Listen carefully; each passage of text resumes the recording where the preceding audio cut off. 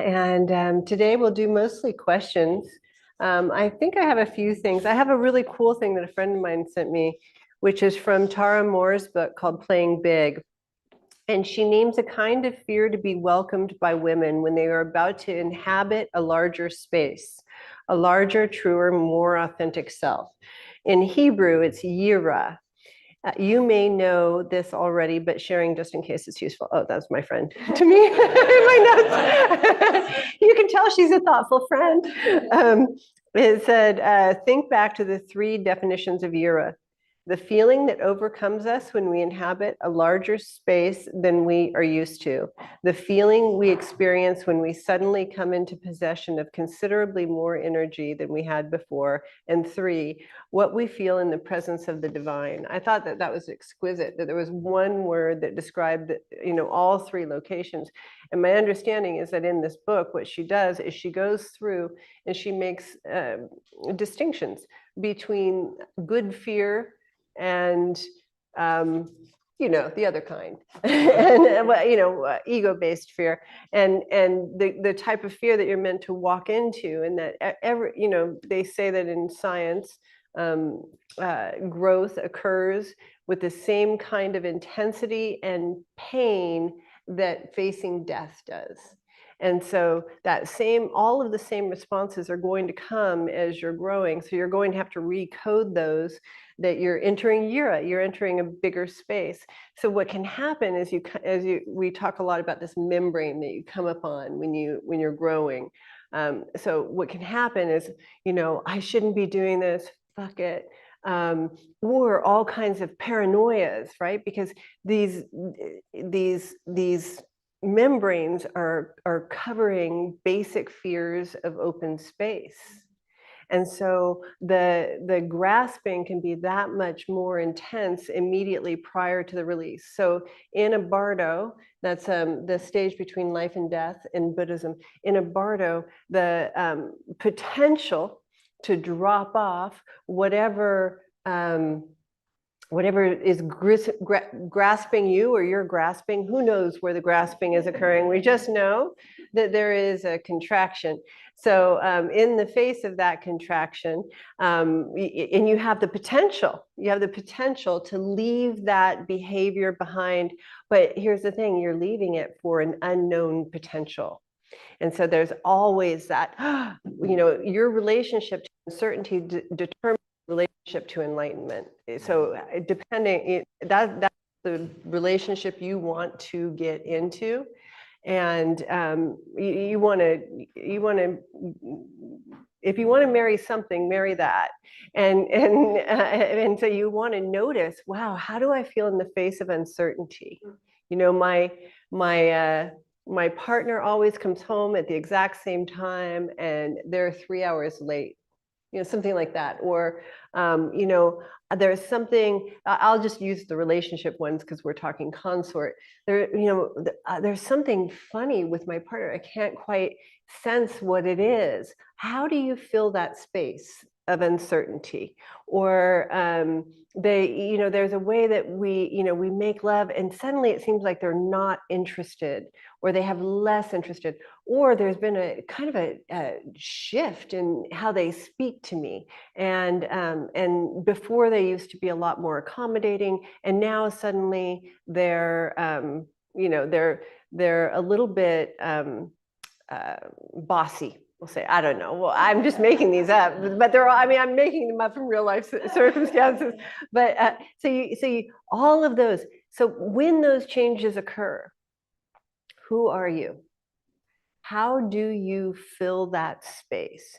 Do you fill it with the kind of grasping where you're trying to pull everything back to the known? You're trying to force things into the known. And do you pull it in that way? And do you, what you'll notice is there'll be a kind of anxiety There'll be an increase in the old behavior, if that makes sense. So if every single, like if it always worked on him or her, that you coo in a certain, well, we call romantic cooing of some kind, then you will up the cooing in that space of uncertainty. So is it like that? Or do you find a kind of profound relaxation in the face of this new occurrence in your life? Now, this one, the profound relaxation, we call that love. This one, if you fill the space with grasping, we call that hate. Okay? Now, here's the thing. I want you to think about what you do in the face of the unknown with your partner. And that will tell you really where things are at in terms of your relating, or even if your partner is just reality.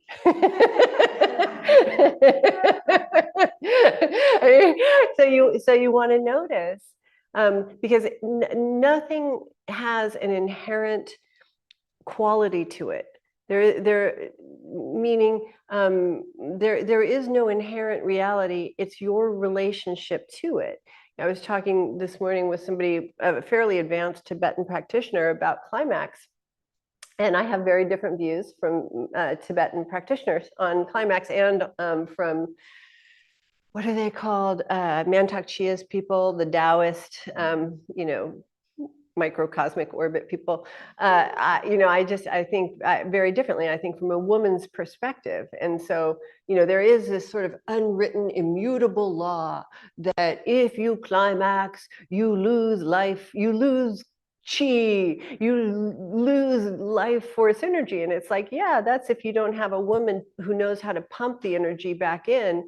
And so if you climax in Eros, first of all, I try to have people climax as much as possible at the beginning, so that you exhaust the karma of that until it's just not that interesting anymore, right? You're like, everyone's chasing climax until you give them climax out the ears, and then suddenly they hit satiation or gratification with climax, and that's when you can begin to have a conversation.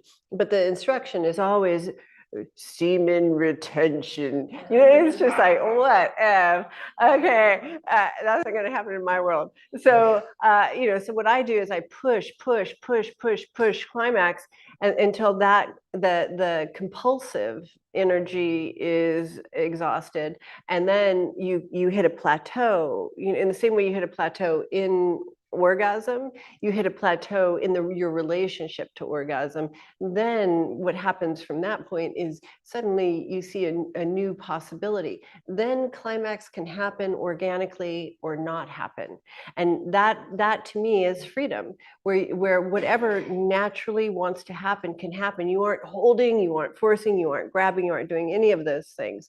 And so my feeling, this is what I said, because he was saying, no, you lose energy. And I was saying, no, if the beauty is, if a man climaxes and a woman knows how to flood energy into his system, it will be that he has more energy at the end, because the detritus, the deadened energy, the stale energy will be released, and she will be flooding enlivened energy into his body, and it'll be up rather than down at the end of it.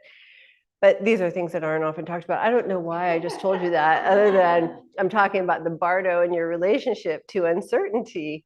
And because this is really, when it comes down to it, this is why Alan Watts wrote The Wisdom of Insecurity, is because this is where we have to live. And especially if you want to love people, you can't live in any kind of future.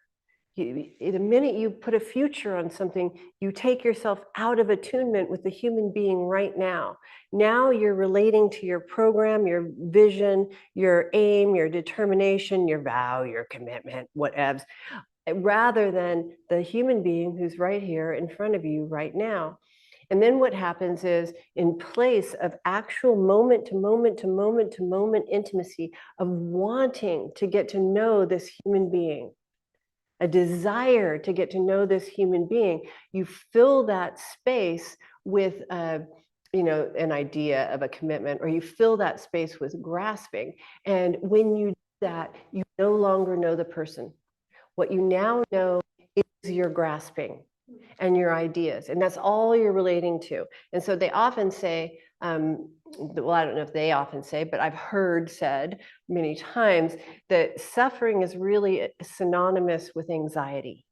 And the reason it's synonymous with anxiety is that you're grasping for something that's impermanent with the implicit knowledge that it's impermanent, and that you at some point it's going to go. And it's specifically going to go, this is the funniest thing of all, it's going to go because you're grasping. But that same person I was riding with today, I said, we were joking, you can't possess another human being. You can't own another human being. And I said, but you can. And how you own them is you free them. Even if freeing them is from you, that's what the true form of ownership is, right?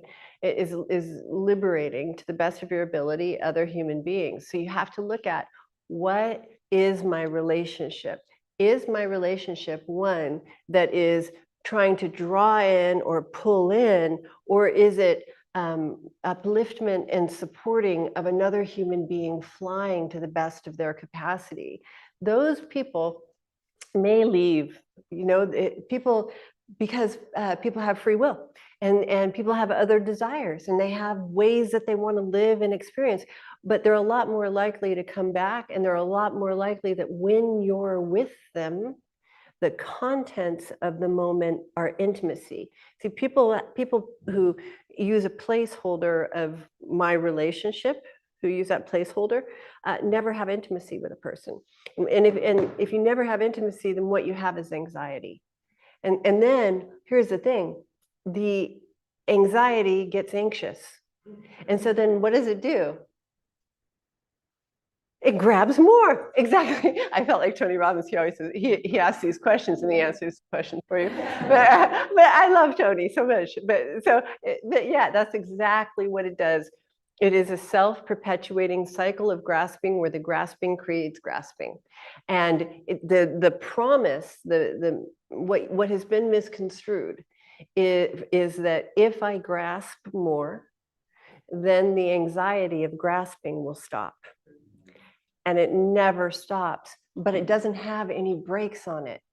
That's the, so it's like it promises, I'll stop at some point. It can't until you interject awareness. So then you enter what's called the bardo. You have a moment, and everyone, is wise to look for these windows where your habits have suddenly you just think, I'm not sure I want to do this anymore.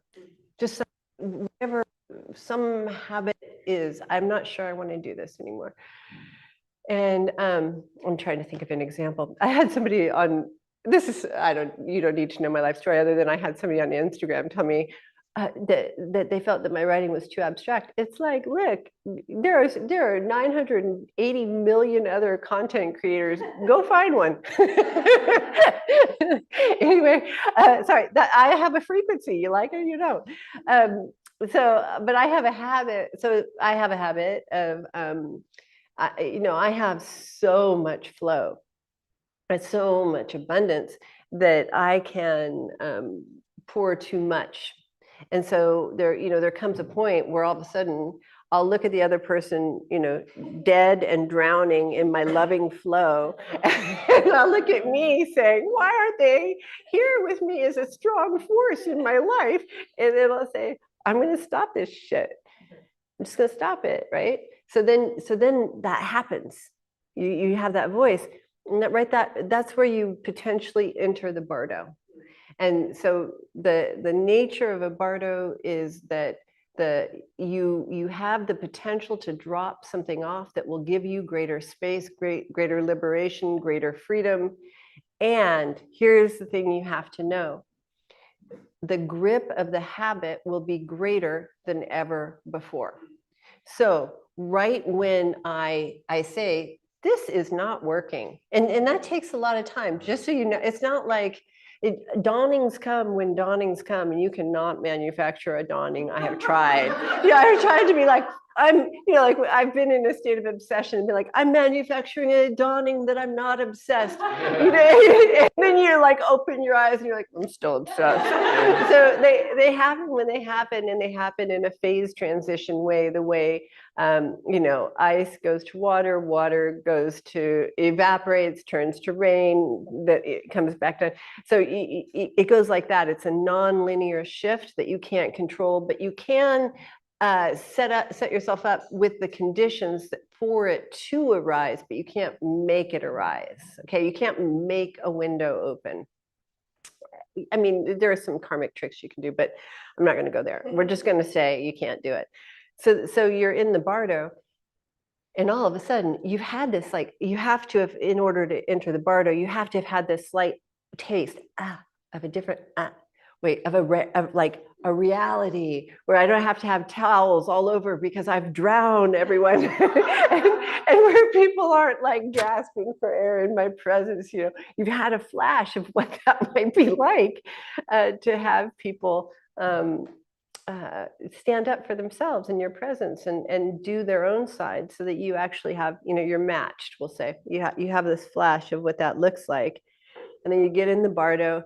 And you can, but your flash now becomes a pinhole. Okay, it was so pretty, and you're like, okay, I'll go, cool.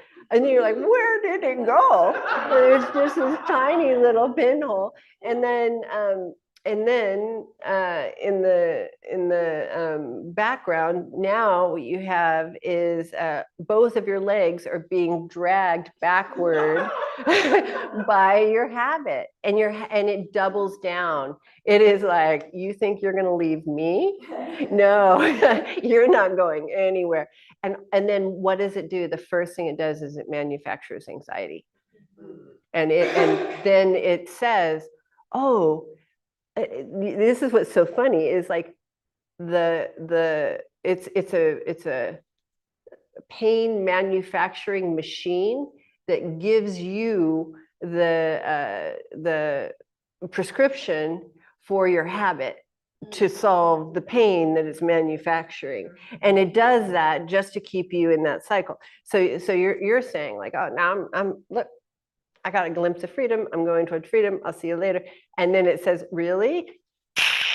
And then like you're just going through the DTs and you're just freaking out. And that's where it basically says, have a drink. You have the DTs, have the drink. So you have the place where all of a sudden you felt that, wait a minute, I actually really care about this person.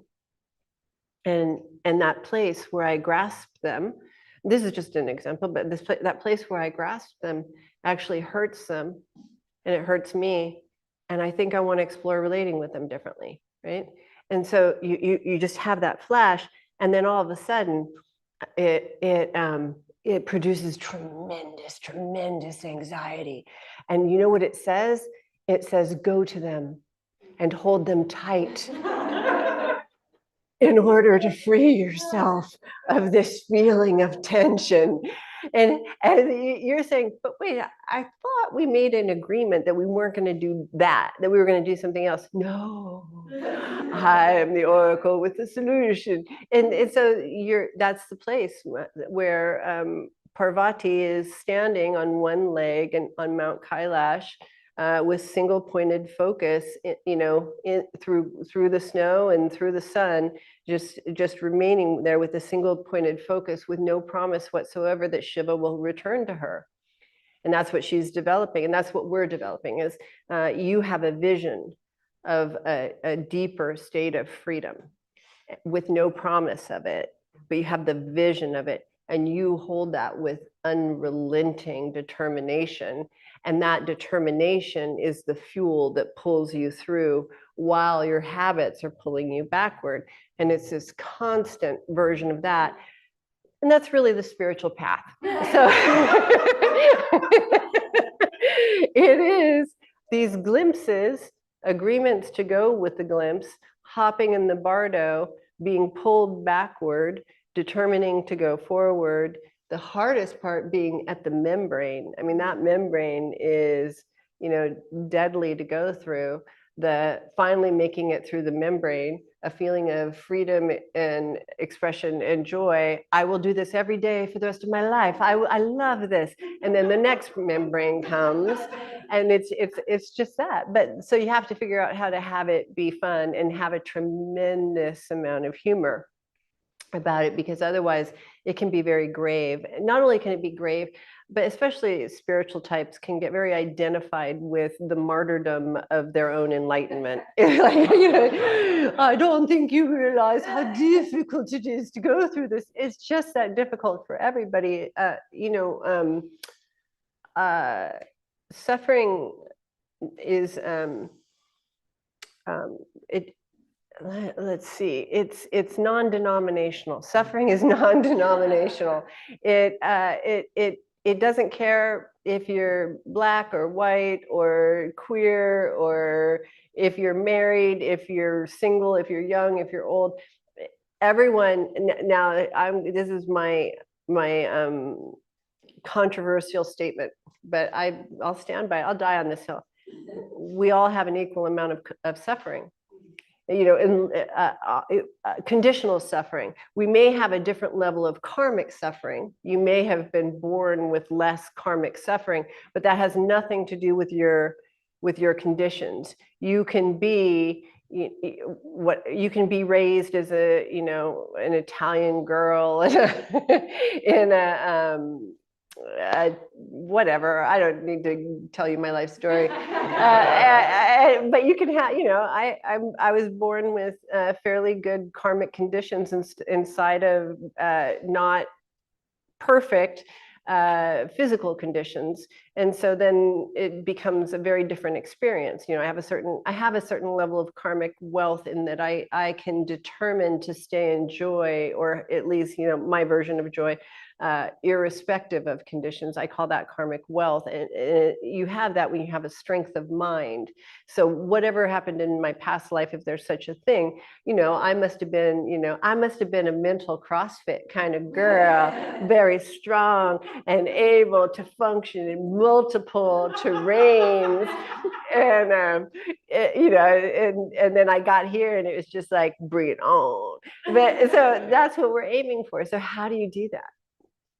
How do you do that? Well, there are two relationships you really want to develop. One is with pain. You want to develop a really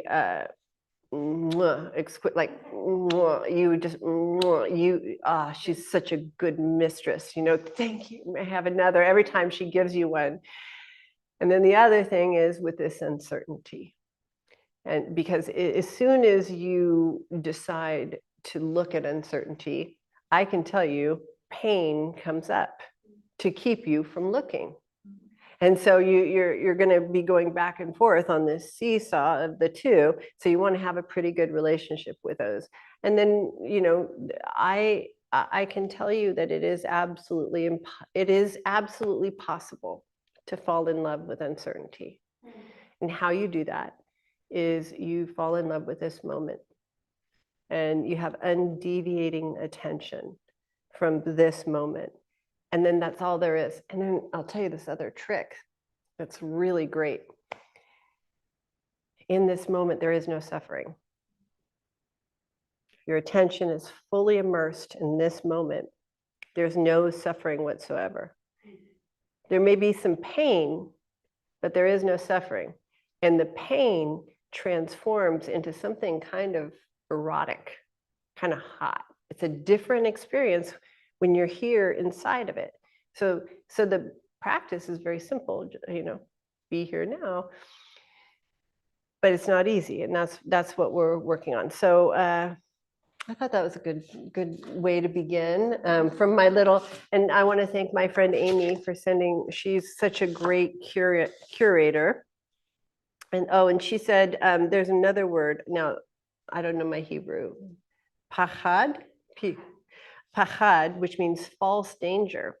The unusual neurotic fear of projected false danger is called pachad in Hebrew. And so that's what we do. That's what we do the second that we are outside of this present moment. those projections start happening. And that's going to be, so some people who are here there's three classes of people. There are people who you're like, oh, this is kind of interesting, I'm going to listen. Then there are people who are like, what? What?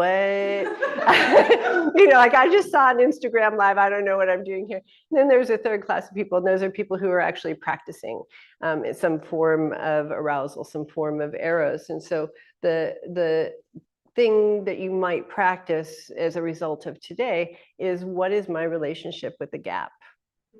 What is my relationship with that space of not knowing? A very funny thing about Westerners, I don't think this is as true in the East from my experience, but I don't know. That could just be my projection.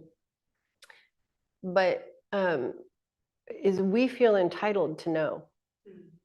We feel entitled to know, do you love me? Will you be with me forever? Will I be happy? How do I be happy? What do I do here? We feel entitled to know those things. Not only are you not entitled to know, those are the sources of your misery. The minute reality fixes, you're in misery. You want to keep it as dynamic as possible. You do not want to feed the demon of your need to know, because it is what wants to take this beautiful dancing bikini, I hate that expression, but this beautiful flight being that you are. And it wants to nail down each of your wings and say, see, now you're secure. And it's like, okay, except for I can't get into states of consciousness that can find joy. So fixity and joy are profoundly at odds. So you just want to notice those instinctual drives are profoundly at odds with your happiness. And so then you're set up in a kind of conflict inside, or war inside. And then what do you do with that? That feeling where you're constantly conflicted. I mean, this is the basic state of woman. The basic state of woman is, men have it too. They have their own version. I'm just giving you the program that went in the default system of vaginas. So we have, I have a voracious appetite that I'm terrified of, that must, so a voracious appetite that I'm terrified of. We'll just start there. And were anyone to see it, I would probably be arrested. I would, a whole series of negative consequences would arise.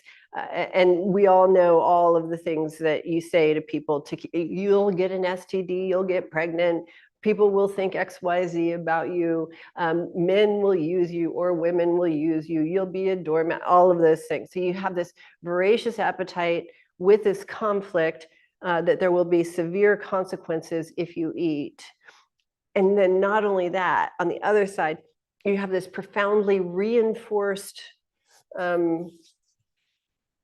program to not eat, that virtue is synonymous with not eating, including, by the way, absence. So we can put ourselves in situations where it looks like we're eating, but we're just eating empty calories. So I don't include that as actual eating. And because I know a lot of women, I've known a lot of women over the years who've had a lot of sex, for example, and have not had sex once, have not crossed over the threshold into the terrain where sex actually occurs. And so then they're just using their sex drives in order to fulfill the security that you need in order to avoid this basic conflict of taking your own appetite into your hands and determining that you will be your own best ally, your own best partisan, that you will be true to you and true for you, and that you will make it your puzzle in this life. How will I feed this hunger that is my birthright? And I can tell you what we're trained to do as women is project it onto a single man. And then it's honorable, because then you are a good girl in the streets and a hoe in the sheets. And that is highly supported, except for what happens. Anybody have any idea? Yes. Yes, heterosexual bed deaths. Yeah, because and you aren't having sexuality on the side of sexuality. On the here's the membrane. You're having it actually to avoid crossing over that membrane, where you'll have to come face to face with your own profound hunger. And so you've grabbed something to avoid that encounter. That encounter in Buddhism, the encounter that you face is the encounter with suffering in the world. There's always an unbearable. This is what wakes up compassion. Usually, it's what first knocks you out, then it wakes up compassion. So you just all of a sudden, at some point, you just have this realization. For me, it was just sort of like this perpetual. I was just kind of always irritated. And then all of a sudden I just saw, it was just like I don't know, a film was removed, and I just saw, it was like you could see everyone as skeletons, and you could see their hunger and their desperation and their sorrow and their greed, and you could just see everything operating. And then it was like, oh my God, I can't hug all of them. And that's like the waking up of a compassion. This film is removed. Well, the for a woman and for men, but it looks different. I'll get into that at some point. A film is removed on hunger in arousal. The film is removed from hunger, and then you have to have, on the threshold, the encounter that you have is your relationship with your hunger, and it is not easy. Or maybe it'll be easy for you. It wasn't easy for me. It was, what's the word? It's not humbling. It's like it's humbling, but it's when you realize that you've treated something or someone, poorly, and just dismissed them and treated them with disgust in the background. And all of a sudden you just see them naked and pure and beautiful. And you realize that that's actually your God, or that's actually what will bring you all of the way. And that you've just dismissed it and kicked it and ignored it and treated it like a, second-class citizen, like it didn't matter. And then that's the encounter. And used it. That's the other thing. Women use it. And that for me was the hardest part. Like, oh God, having to confront like how I had used my charms, we'll say, my feminine wiles, and the stupid stuff I used it for, to be honest. Like, Courtney, I would love to read your piece. May I? Is that okay? Or would you read it? Courtney Lepofsky wrote this beautiful, oh my God, it's just 3 short paragraphs, but it has to do with what I'm talking about. And I was so deeply moved, because I talk about there's nothing more fulfilling, that can encounter that, that moment where you wake up in compassion. Well, what heals that heartbreak of seeing so much suffering is seeing the first buds of spring in an awakening, or mid buds of spring, and then getting to have that experience in tandem with someone. If you walk with someone, you get to have their experience. And so she wrote this.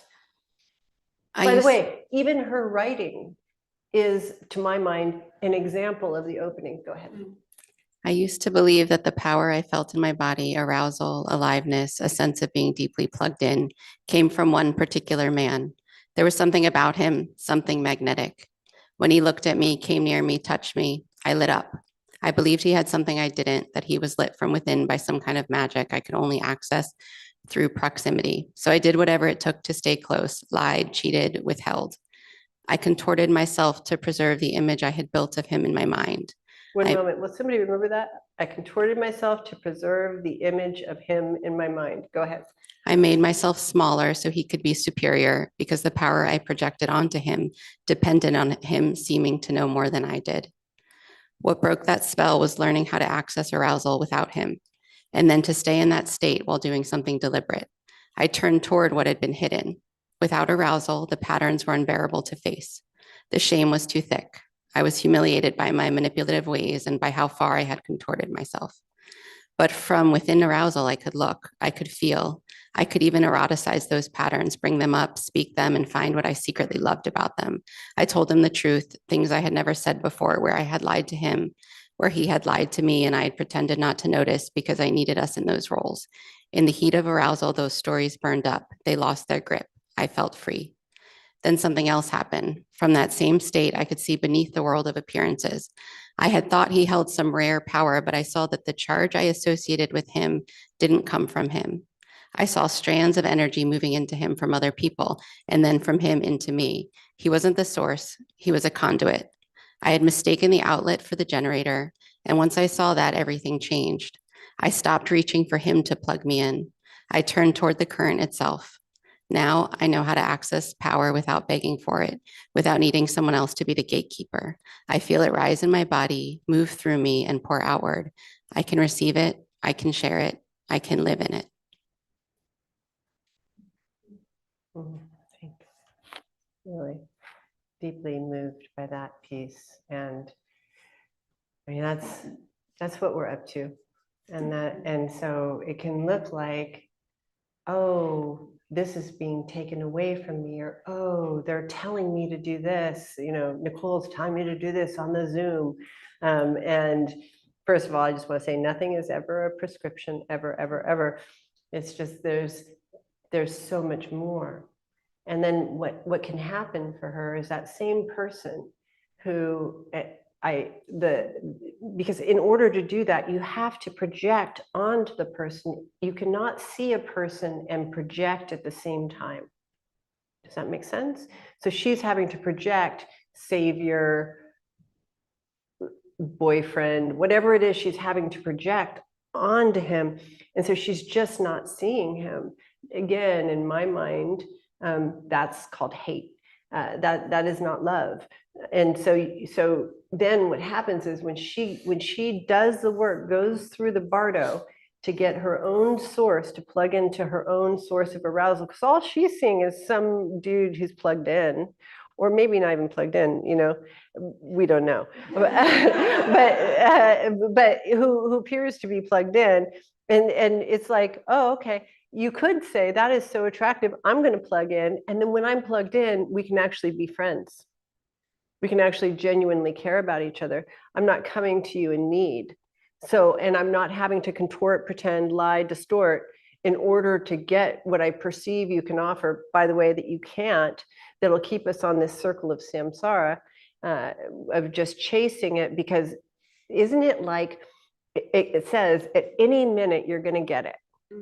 Just one more. If you just sell yourself out for one more second, and then it's coming, I promise. And then you do it, and then you just kind of feel that and then from that what do? Because that's the feeling of shame, right? When you sell yourself out. So from that feeling of shame, do you say, oh God, I feel terrible, I better do it again? Or do you say, I can't do this? I don't know. I do know that I'm not guaranteed that I will be able to plug in myself. We're going to start there. Nobody's guaranteed this, but I do know that I'm guaranteed to not plug in if I keep the same patterns. And that's the Anais Nin, the fear of remaining in the bud, or so, what is it? Whatever. The pain of being in the bud grew greater than the fear of blooming. Who knows? It's something like that. But that's the place you have to hit in order to taste something. And as I said, I'm the barker in front of the Eros strip club, and but it's actually a real bark saying there really is something. There's really something possible, and I thought she gave an exquisite description. And really, the description that she gives isn't like although I love, just know, I love all things. No, I love many things. Tantra, true Tantra, Tibetan Tantra. Um, I don't know if I can be more specific, but there are a lot of tantras that I'm not as fond of, is what I'm going to say, which are like cheesy, wear an aqua sarong kind of tantras. Okay, I don't love those, but true tantra I love.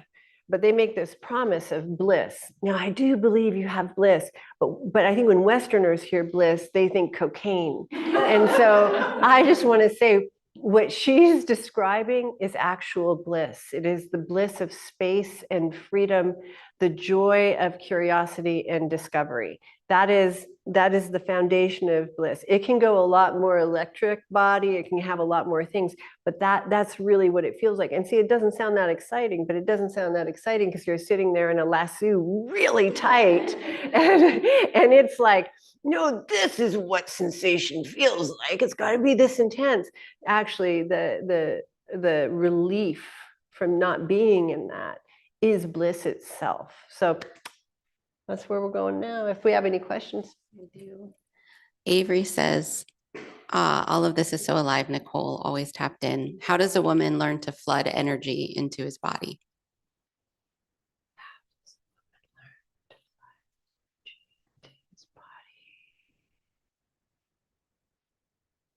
One moment. Receiving, download.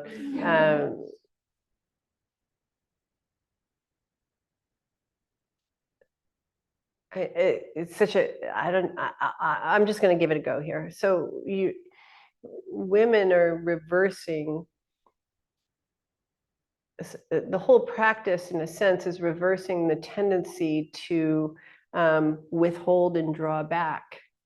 There's that voracious animal. And so we're drawn back, pulled back, holding back, not wanting to flood him. And so there's a mechanism.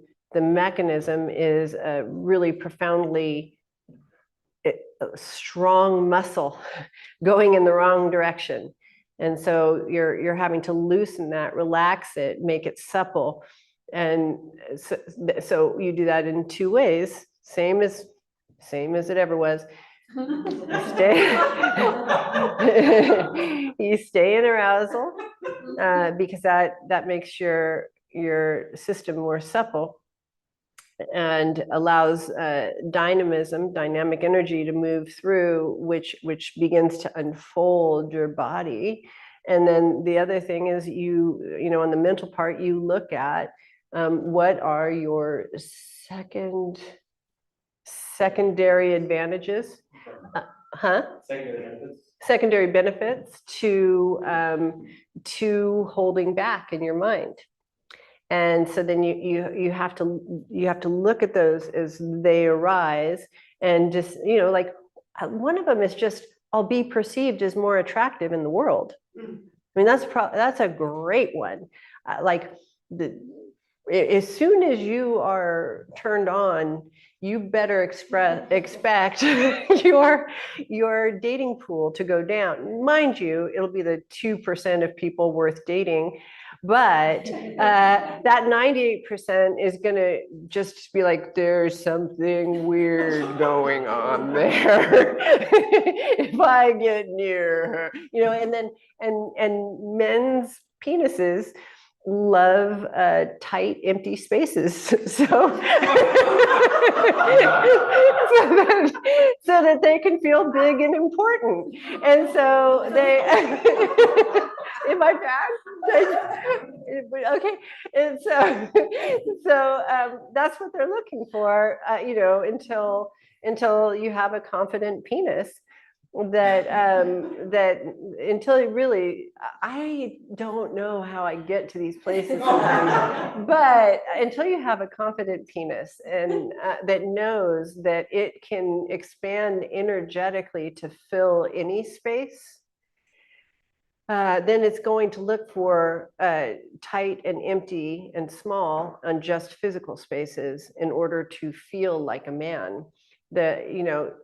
So a turned on woman a woman who lives in arousal is a bit vast space. And so your man better know emptiness and better know how to bend and shape emptiness to fill the giant dilation inside of you and to move with the various contractions. And so, most men are satisfied with being a man, who like cracked her little pussy open, whatever it is, and made her come.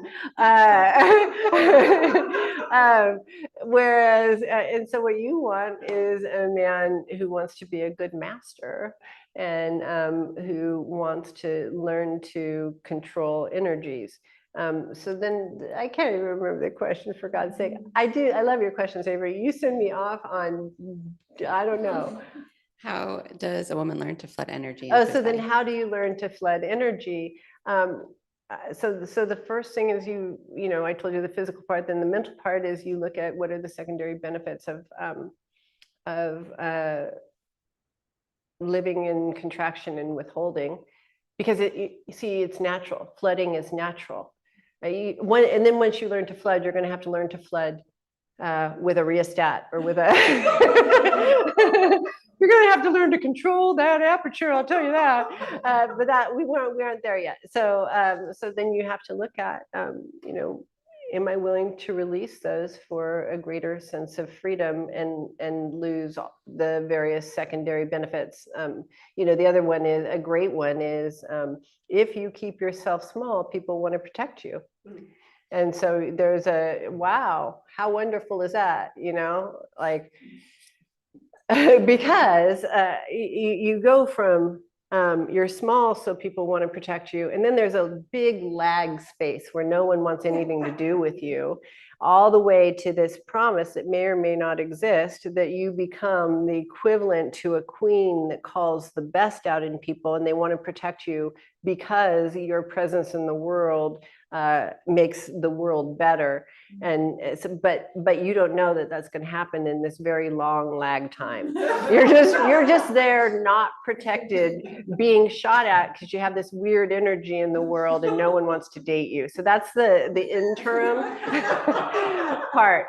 So anyway, you write your list of your things, the benefits of being a contracted or withholding or unexpressed or whatever those things are, woman, and then determine for yourself, and then bring those into the arousal state. That's what I do.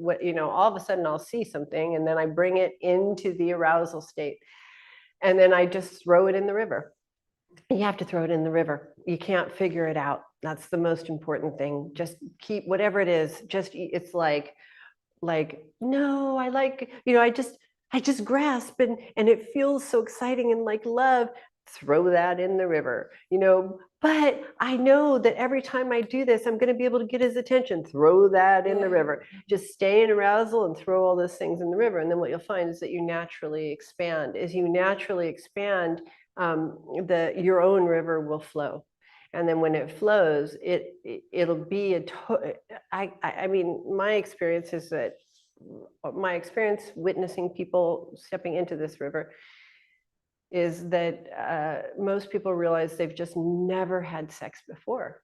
They haven't even begun to touch what's possible, because it's a radically different experience taking, a cement phallus into a small, tight hole, empty hole, or it being the experience of, putting an energetic cock into an ever flowing energy that could take you anywhere.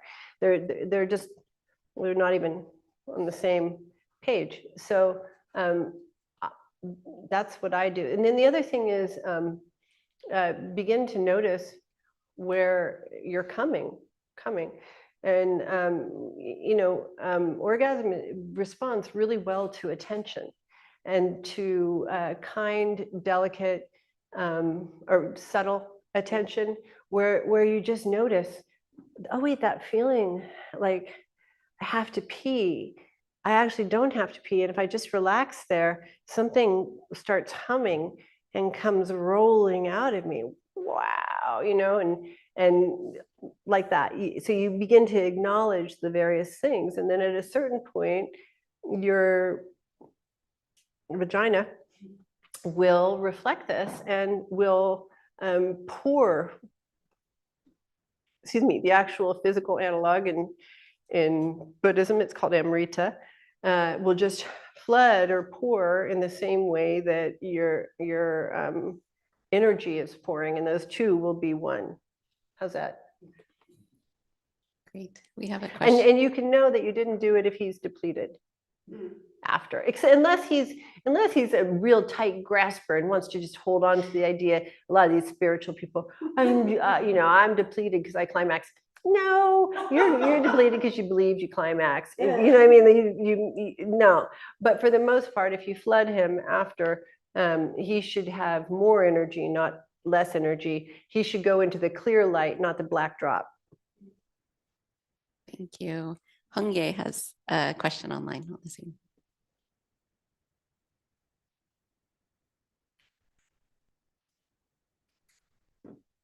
You're on mute. Wait, you're on mute. You're on mute.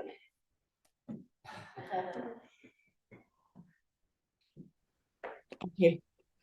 I'm saying, I love it. You said, am I bad? Yeah, you're bad. I love it. But I want to be your kind of bad. If you say I'm bad, it's good. Be bad. I know. And it's like I felt my whole life, having the wrong map. Yeah. And literally something lit up on me last Friday, I think, when you talked about arousal. I've heard you saying it like, isn't she, please say something else? No. You and everyone else. And then bang. Yeah. Yeah. I'm going to practice being in arousal, literally. Yes. Literally. Yes. We're going to have a lot of sex, Yes. climax orientated sex. Yeah. And I'm going to stroke my genitals every time I feel like I want to. And so we did this really, I'm doing this a brand new practice, right? Right. Done it for 6 days. At the end of 6 days, I couldn't stand it anymore. My whole being wanted to masturbate and release into a climax. That's what I'm talking about. Yeah. So what do you do at that point? Do it. Okay, because I did the climax. Oh. Yeah. But it just came, And this is the idea, is that there is no reality intrinsic in any condition. The problem is that we have such a habituated relationship to certain conditions that they're compulsive. I don't have a problem with climax. In fact, you can climax every day if it's not compulsive. Yes. The thing is it moving in organic time? So right now you have built what I perceive to be enough arousal to cross over. When you cross over, my guess is that a whole bunch of accumulated material will move out. You'll be moved to a new plane. That'll be your starting point, and then you can allow the arousal building phase to occur again. You're just extending it and staying on that plateau. Okay, beautiful. It's like, as you said, it's like like a yoga pose. Stretch, stretch, stretch. The capacity for arousal. That's it, exactly. And I was just talking about this, about a yoga pose, the stretching part where like forward bending pose, you're on the ground, and a teacher will come and they'll push you down, but then they pull back so you get a little relaxation, and then the next one you go deeper. And so each one of these should be bringing you into a deeper body, and each body will have its own karma and its own new language. Okay. And then I have one question about sexual fantasies. Yes, sexual fantasies. Are they bad? They're terrible, and you just flunked. I don't think anything's I'm bad. restricted about it because people say, oh, you know, the Tantra people, if your sexual fantasies, then you're not present. And I mean, Well, here's what the Dalai Lama says. I don't think he says it in reference to this, but he does say he does say whatever works. And I am of that school as well. I don't believe that fantasies are implicitly good or bad. But I will say I do believe that fantasies are nascent receptions. And what I mean by that is that there are very real dimensions that open up inside of plateau arousal. Okay, so these spaces open, and if you impose a fantasy, you're blocking your vision. If you allow the vision that's coming where you are, because especially, I believe you're at the place where you can plug into the network. Inside of the network, it is like a wild saloon of experiences that you can tune. what is the Pardon? network? What is the network? So the network would be like, it happens in every spirituality. There's a network, and in that network, I use the example from what is it? The telepathy tapes. Yeah. You've heard me talk about how these kids all go to this, right? Well, there is one of those for Eros, and all of us are plugged into this network. And so it can be that you just tune into someone's room and then you get all of the sensations and experiences. If you have fantasy, that impedes it. So I don't have a problem with fantasy. It's just that it limits the possibility of what you can tune into.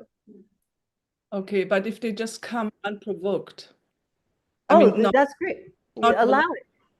wow, I know. Okay. Allow it. Here's what I would do. This is what I do. I mean, I have, I don't know if I should say this, but I don't, I have a very strong Tara practice. So I have a pretty strong protective shields around me. So those fantasies don't come into my world unbidden. So you have to be someone. You have to be someone to make it into my sphere or into my dreams. And so, but I can tell you that I have this really nice chiropractor. And I know you're so bad. You're so bad. And he just popped in one day, and no one was more shocked than me. And it was like, oh, and then when I went to my chiropractor, oh, hello, I've been having a very nice time with you. But here's the thing that I didn't do. I allowed it to rise. I allowed it to fall when it was done. I put it in the river and I kept going. Then it's just a wonderful addition to your experience that brings a new energetic inside. Okay. Beautiful. Thanks so much, darling. Thank you. Paul has a question. Hello. Hello. Good day. So I've been following you for a while. It's crazy. What you're speaking of is something I inhabit in my body and in my practice in meeting women, but I'm having a lot of trouble finding women that can meet at the same level. You talked about things like agreements and moving through klesha. That's my everyday life, is just leaning into shit that just makes most people like squeal and scream. But as I learn and I expand, I can tell you are one of us. Thank you. Go ahead. Sorry.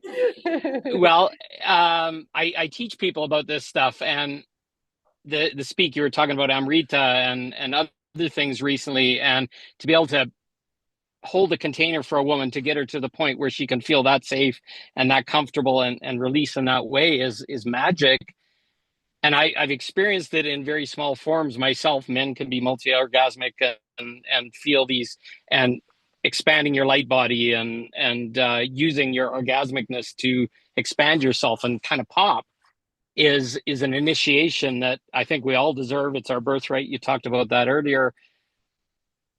How do we, like, I'm very much in the struggle and sorting myself out and cleaning up and being ready for that. How do we continue to aspire to that when we're already doing the work? Or I guess I missed the one little link that brings that into my life more expressively. I love what you're talking about. I feel it's absolute truth. And I teach that in my own practice, but I'm having a lot of trouble. I feel like a bit of a fraud without even being able to experience them for myself. I see. So. I see. Yeah. Here's what I'm going to say. I'm sorry. Like I understand, that. Yeah, I do. It is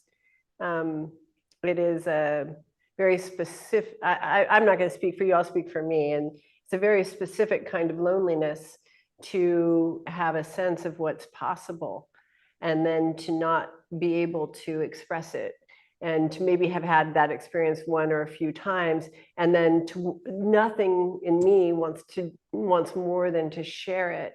And then in order to operate honorably, you have to operate according to people's aperture. And so there's always a holding back. And I don't know. It's the thing that I do is I plug into the network, so that I always have my deepest sense, because I can let loose in the network. Those are people who are vetted to be in. So I do that. And then I do essentially what you're doing, and that's I have my attention on as many people. So I try to do it in breadth rather than depth. And then I just let the Buddhas and Bodhisattvas know that I'm available for that. And then, trust. But I keep in mind, Mother Teresa only heard God's voice once, and she kept doing the work based on the one voice. So I mean, my heart goes out to you. I do the work every day, and that breath thing you're talking about, you can plant the seeds, but it takes a long time for people to be ready. And once you awaken to a certain level and you can hold space for all the things that you talked about, which is freaking powerful, that can be a catalyst to people, but it can also scare the fuck out of them. Excuse me. 100%. No, yeah. Look who you're talking to. Yeah, you can cuss in my presence. I didn't say I was Mother Teresa. I just quote her. No, I understand. I mean, my prayer is that I used to date this guy, and he was the best jujitsu player in Los Angeles. But there was another guy who was, like as good, almost, whatever. And he said he couldn't wait to be around that guy because it was the only time he could let loose, and he didn't have to hold back. And with all of the students, he'd have to hold back. And that feeling of unleashing was just incredible. So I carry that story around for a reason, because I know that place of unleashing. So I pray for a force to come into your life where full unleashing can occur. I'm ready. Thank you. Thank you all. We have Michelle Rose has a two-part question. Okay. How does a woman communicate with a new potential partner consort about her desire to create a consort relationship? Does she front load and get his explicit buy-in from the start, or would it be an invitation once the sex is happening? Great question. I think we have a free consort book. And this isn't like we have a 1995 deal. It's just literally a free consort book, and you're welcome to it. I think we also have the erotic view of trauma book, and I wanted everyone to have access to these things. So I hope they're free. I think they're free. Yeah, they're free. And so I tried to write a manual for how to approach some of these things. They're very complex things. And I make jokes at everything, but this one I don't. It's a very serious understanding. So this is one of the discoveries I've made about men, and that is that I've understood about men and women. What women are drug dealers, and And what we try to do is give a taste of the drug and until they're, hooked on the drug, and then we try to make the deal on the back end. So it's like, here, I'm going to give you everything on the front end, and then I'm going to tell you all the expectations that I have on the back end. And if you want to no longer be a drug dealer, then the best thing to do is just make really hardcore, and I mean hardcore, like on the front end. My consort, I don't know, maybe a month or 2 months, and we had known each other for a good period of time. The answer was no, and it was like it had to be demonstrated that he was willing to, and I would just kick him out to Mars and be like, good luck, I hope you can make it back sometime, and then he'd be back. Oh my God, okay, I gotta kick harder. So most women are pulling.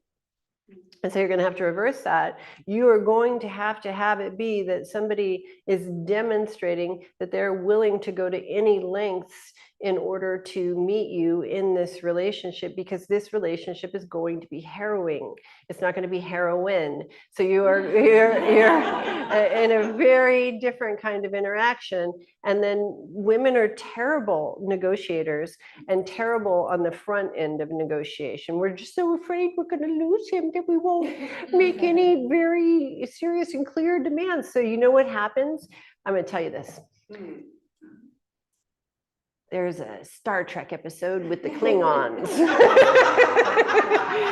And the Klingons, they start with violence. And so they send a weapon, and then all the Starship Enterprise people are such goody goodies that they're like, oh no, we can't fire back, no. And then what they discover is they've offended the Klingons, because that's how the Klingons communicate, and while they think they're so noble, they've admitted defeat. That is women in negotiation in relationship. I mean, we negotiate for when I was in a semantics class, I remember they said, don't ever let them give you status or pedigree, ask for the money.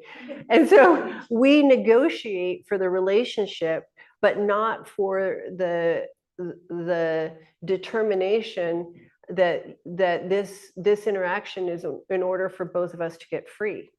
That is your bottom line. This interaction is dedicated to the merit of both of us determining to get free, to free other people. That is the purpose of this interaction, nothing else.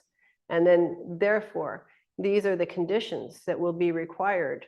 And the conditions are radically different. For example, one of the conditions is that you walk into another person's klesha and into another person's secrets and desires and all of the things that you don't really want to know. Every time he wanted to fuck another woman, every time he didn't find you attractive, every time he has thought about leaving you, all of those things, that is the fuel you're using for your sexuality. So you are literally what most people avoid and try to reassure each other about. No, baby, I love you. It's only you. And it's like they're down here. They're like, oh God, all these other women. You know?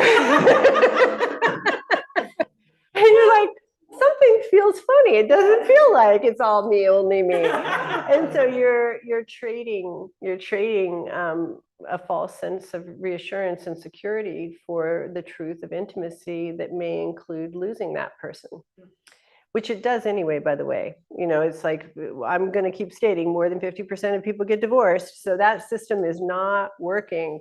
But so that's what I do. I'm very, but the other thing is, I'm not, how do I put this? I'm full. I have everything I want. I have everything I need. I have self-generating joy, overflowing, abundant.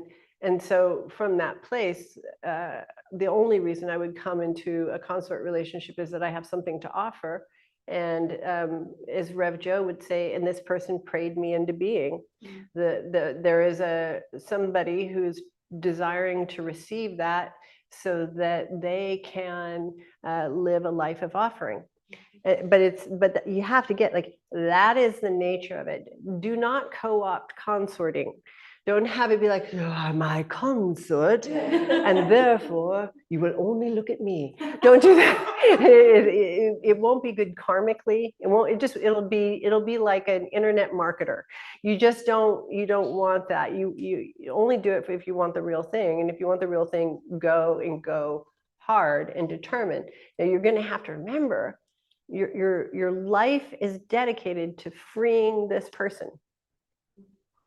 Your life is dedicated to freeing this person. And how do you do that? You see their desire, their true desire, and you promote that for them. You make that possible, whatever it is. And so you are constantly searching for what their true desire is. That is your job.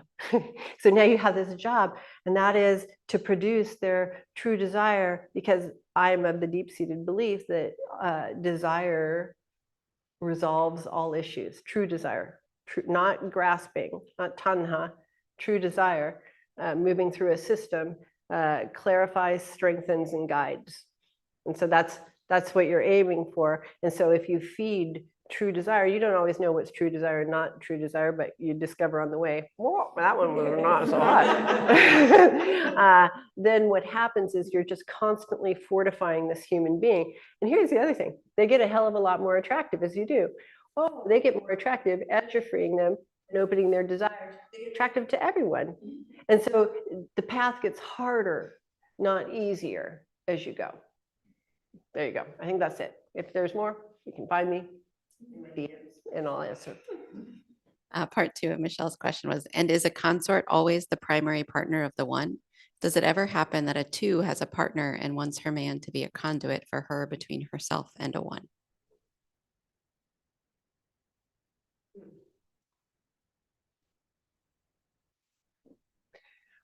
Well, a 2, you know that place where, I don't know if you know this place, I know this place where my mom is a great mom, an incredible mom, really, she has her challenges, but there was never a minute in my life where I thought my mom wouldn't be there. Especially, there were minutes in my life where I thought she might die at some point, but I grew up, there was never doubt that I was loved, and I really challenged her. But there was never doubt. And she had a certain fortitude and a certain wingspan that could wrap around me, whatever my situation was, and strengthen me and bolster me and elevate me, lift me. And then there came this place where my mom got older and my mom couldn't do that, and where I had to do that for her. And now that's more the relationship that we're in. She still sends me cat memes. She still, my mom still sends me tons and tons of strength, don't get me wrong. But in terms of that being the rock, the relationship turns at a certain point, and you care for your parents. Well, the same thing should be true in a successful 1-2 relationship. So the one is always the one with abundance, flowing down the river, to the 2. But that doesn't mean the 2 doesn't, what are those? It's like a coal mine thing that goes up, doesn't send positive energy back up. But there does come a point where the 2 gets full. And in order to transition into her full, we'll say, onehood, I was just saying to my consort today, I spent so many years not knowing what to call these positions, and then I just started calling them 1 and 2, and it seems to work just fine. I tried to come up with all these fancy names, and it didn't work.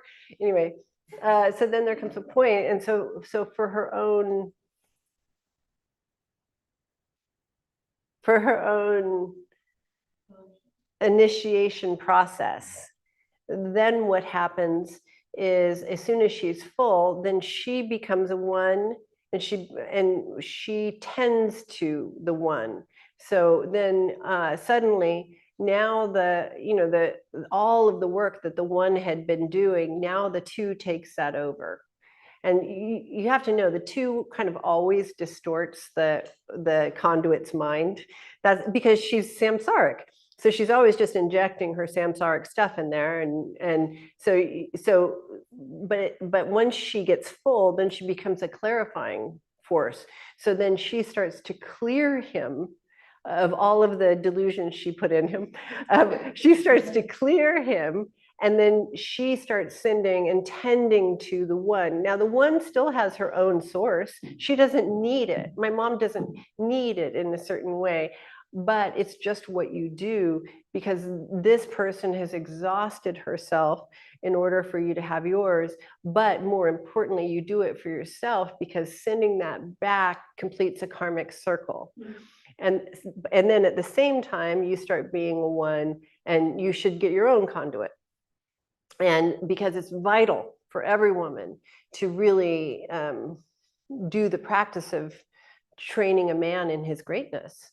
You really find out who you are. It's very hard to be an accommodating, like Courtney Lipovsky said, contorting oneself. It's very hard to be those things and train a man.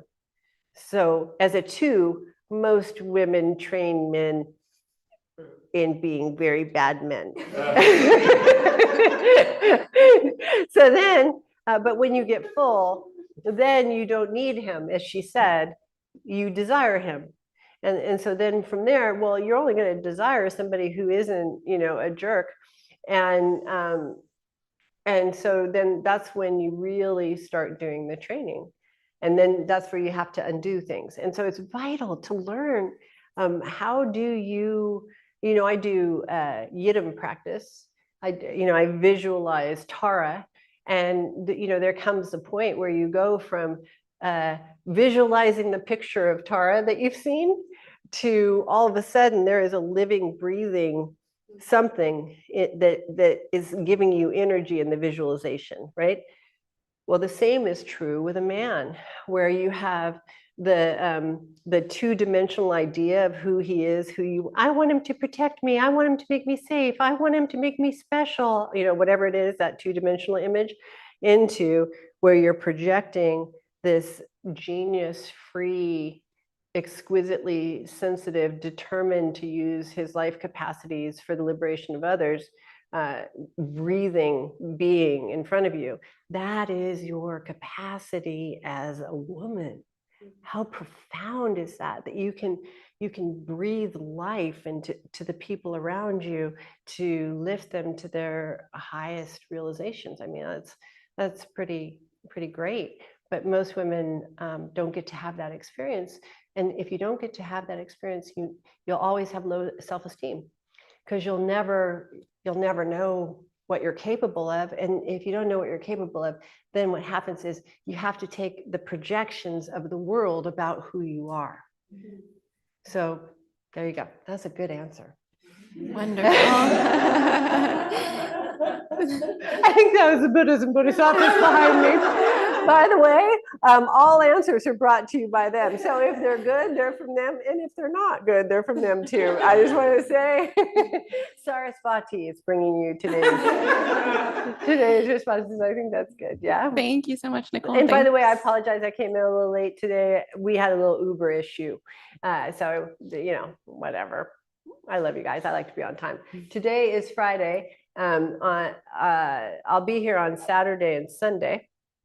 I'm hoping that my friend Brian is in town. I love doing little talks with him. So I'm going to try to, he's very difficult for me to persuade, but I'm going to try to persuade him to do a talk with me. We have some fun, but we'll see. Otherwise, it'll just be me. It'll be just me, but don't worry, they're all behind me. So they'll be keeping you entertained. All right, we'll take a few reflections. Go ahead and raise your hand on Zoom, or you can send them in the chat, and we will start with Lindsay. Hello.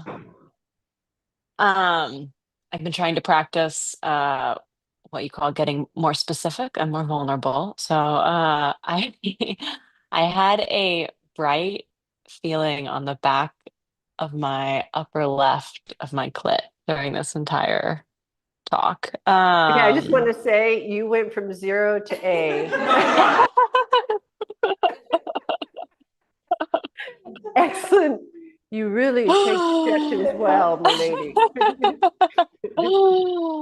I think someone earlier had said the word like map, I feel like my so much of my experiences have felt just like chaos for the last few years, and Yeah. something about like it all made sense in a way that I couldn't see before. Oh, yeah.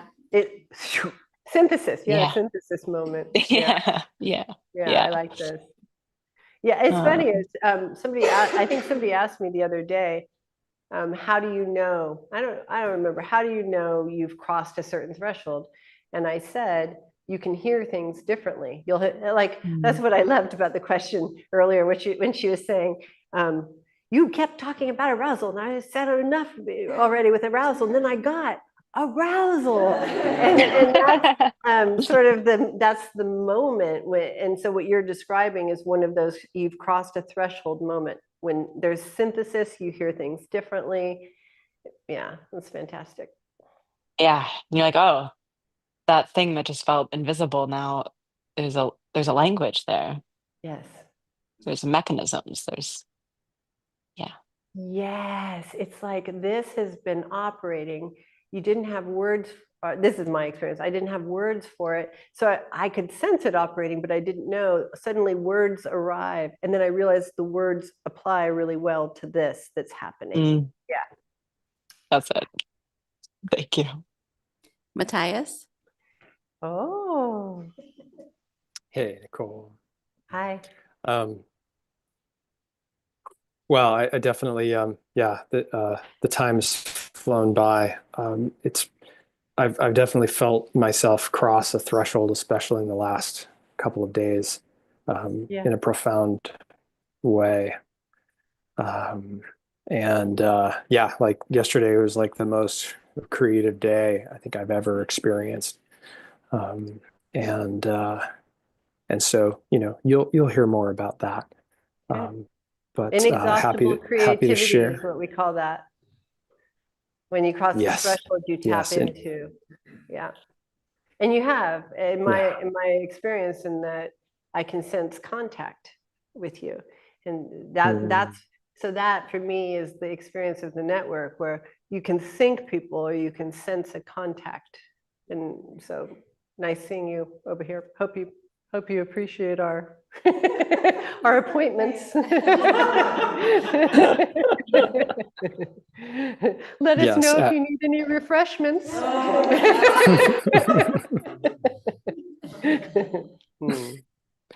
If Rachel came. Thank you. And actually, I've got the distillation of the talk. Let's do it. Let's do it.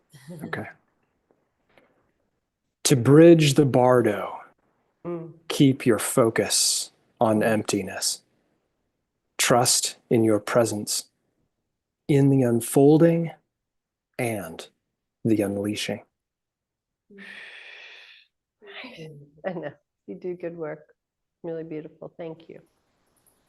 Thank you. We'll go to Rachel.